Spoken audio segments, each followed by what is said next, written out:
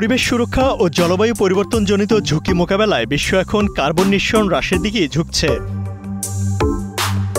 জীবাশ্ম জ্বালানির ব্যবহার কমাতে তাই ডিজেল, পেট্রোল কিংবা সিএনজি চালিত গাড়ির বদলে বৈদ্যুতিক গাড়ির চাহিদা দিন দিনই বাড়ছে।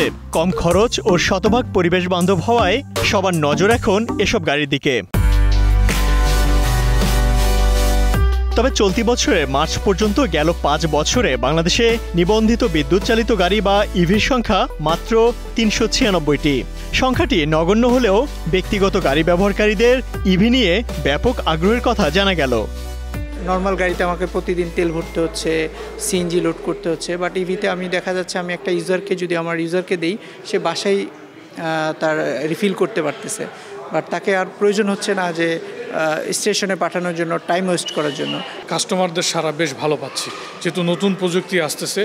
আবার এখন আমরা তরুণ প্রজন্ম বলেন বা সবাই বলেন নতুন প্রযুক্তির দিকেই ঝুঁকছে। এর লংজিভিটি কী হবে, পারফরমেন্স কী হবে, এটা তো মানুষ এখনও জানে না, অভ্যস্ত না।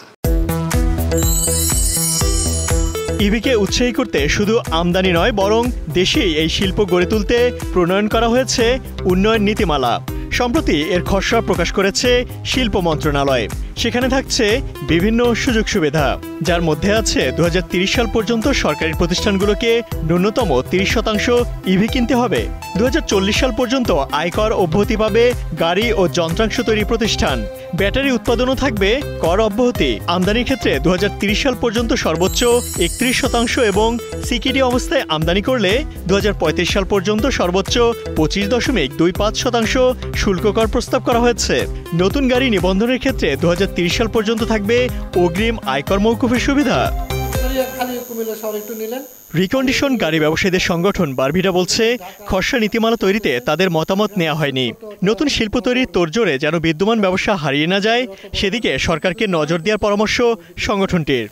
বাংলাদেশে আমরাও মনে করি যে পলিসিটা অনেক চিন্তা করে করা উচিত, কারণ 50 বছর যাবত আমরাই কিন্তু রিকন্ডিশন গাড়ি কিংবা ইউজড গাড়ি দিয়ে একটা বাজার তৈরি করেছি। অ্যাব্রাপ্টলি যদি কিছু করা হয় তাৎক্ষণিকভাবে কিংবা চটজলদি, তাহলে তার মধ্যে বাজারের একটা তারতম্য হবে, বাজারের স্থিতিশীলতা নষ্ট হবে এবং শিফটিংয়ের যে একটা পর্যায়ক্রমিক সহনীয় ধারা, সেটাও কিন্তু অর্জন করা কঠিন হবে। ট্যাক্স পলিসি পরিবর্তনের চিন্তা করা হয়েছে, সেগুলো কিন্তু সহনীয়ভাবে হতে হবে।